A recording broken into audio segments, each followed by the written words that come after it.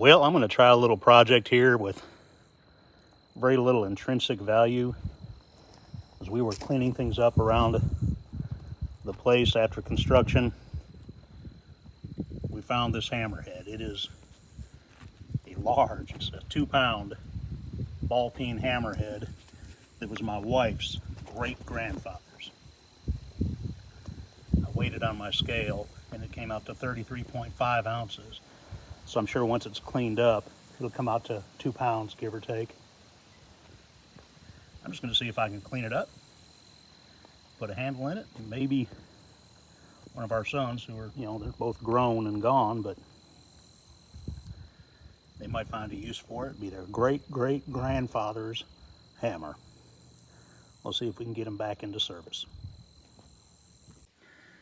Well, I probably won't document every step of trying to clean this monstrosity up, but basically I'm going to start with the angle grinder with a stainless brush on it, and I may move on to some cup brushes and less aggressive brushes as it gets cleaner. But we'll see how it goes, and wish me luck.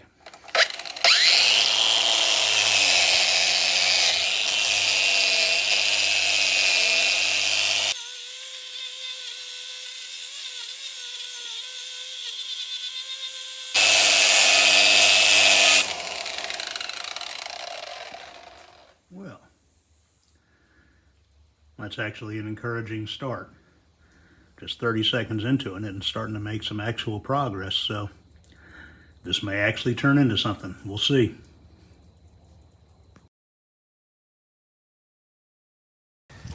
Well, the next step after brushing off the worst of the accumulated rust and dirt with the stainless brush in the angle grinder and then by hand with a regular old wire brush, I went ahead and used some Ospo. Just with a paintbrush, you don't scrub it, you just brush it on, let it sit, and then clean it off. It's for cleaning rust off of metal before painting in construction projects. That helped a ton. I'm going to try the ultrasonic cleaner next and see what that gets us. It's hard to see the settings in there with the sun, but we'll get it started. It's in there with just a mixed diluted cleaner, Mr. Clean of all things. In this case, you can use Mr. Clean, Lysol, anything that doesn't foam up too bad. You don't want to use a Dawn or something like that. But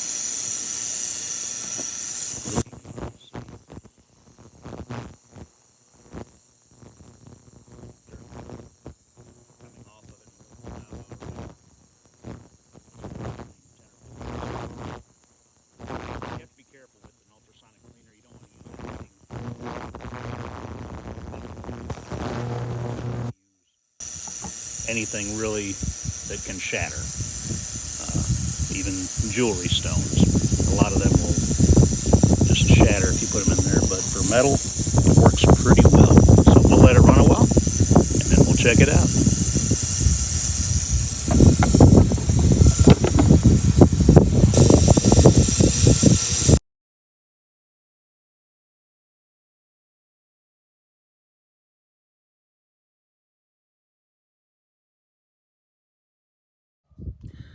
Okay, well, we're through the cleaning phase, hopefully. Came out okay. The hardest part was inside the handle slot. It was very rusted, very dirty, and that took by far more cleaning work than anything else. I finally got it as well as I think I'm going to get it using some brake cleaner and a wire gun cleaning brush.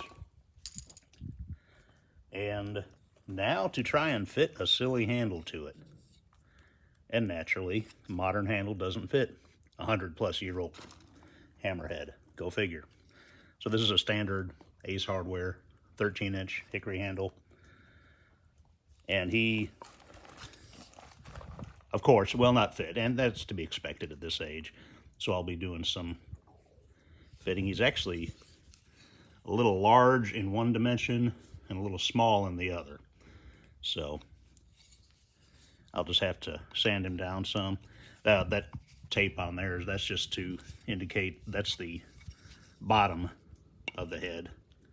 That's the side he needs to go in. You don't want to do it that way because of the taper of the slot. So we'll get to working on this guy. And I'll get him to where he fits, and then I'll probably soak him in oil, let him saturate as much as he will with either some linseed oil or some kind of oil, just to make the handle less brittle. And here we go on to this next step.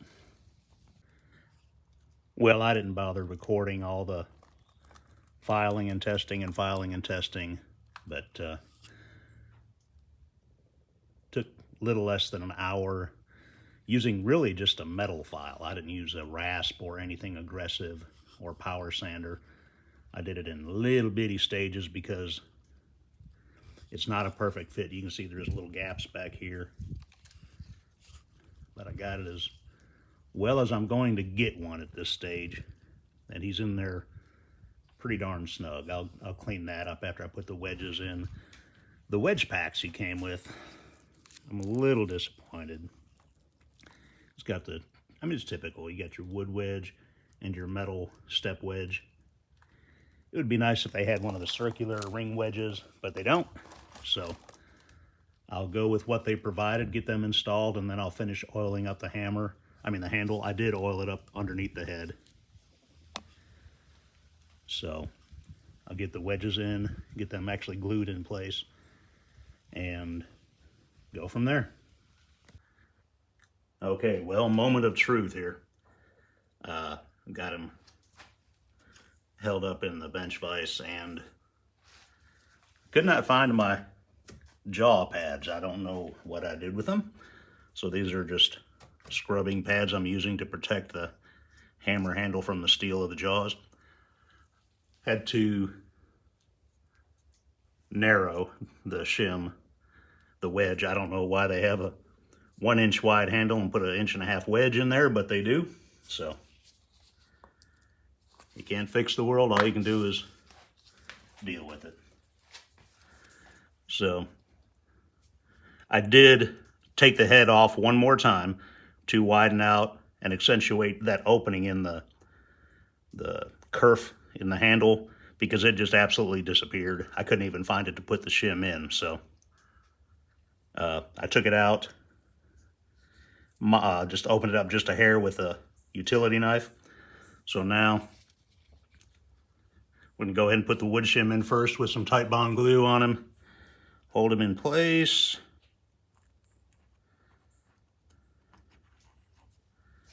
I love glue.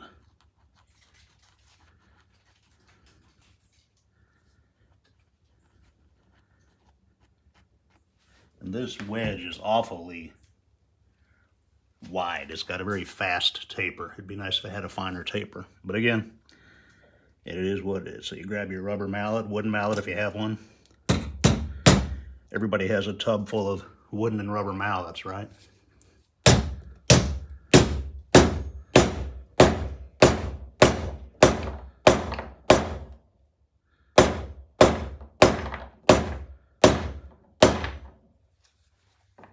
Come on.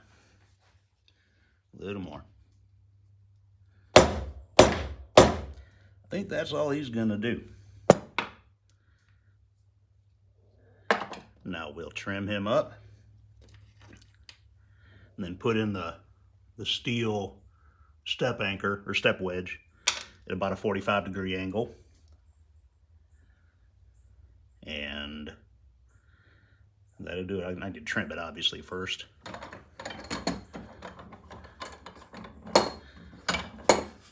Need to trim that wedge off, kind of clean all that up, then put the metal wedge in. But actually, I think that will work. That tightened up pretty well, even without the steel wedge in place yet. So let me get him cleaned up with a little handsaw, and we'll get on to the next part. Okay, last step of at least the attaching of the head to the handle. I will do some work after as far as seasoning and oiling up the handle.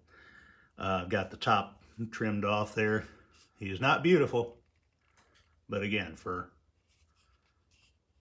a 20th century handle and a 19th century head, all you can do is all you can do.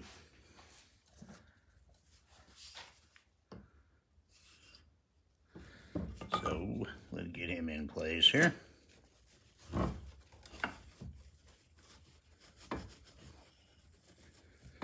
really wish I could find my jaw pads. I've got no idea what I did with those.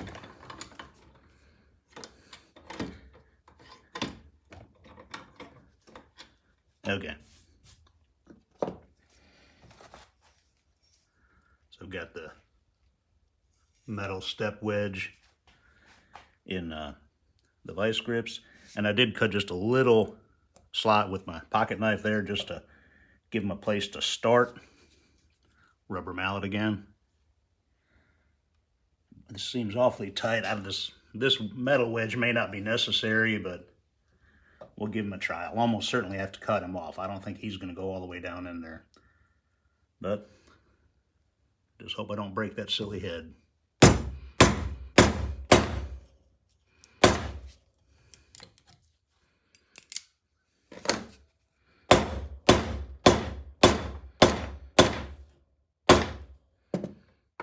Okay, I'm going to get a little better mallet, maybe even a hammer.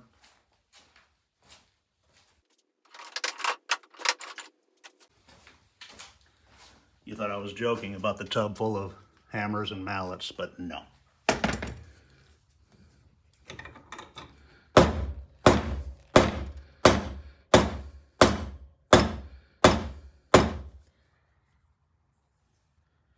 Boy, I'm really a little leery of what I'm fixing to do to that head. That is very tight. I may just cut him as he is. No deeper than that, because that is very, very tight. So, one more step down and nothing's broken yet. Well, I think we're at the end of it. We got the wedges all cleaned off, trimmed down. Got the handle all oiled up.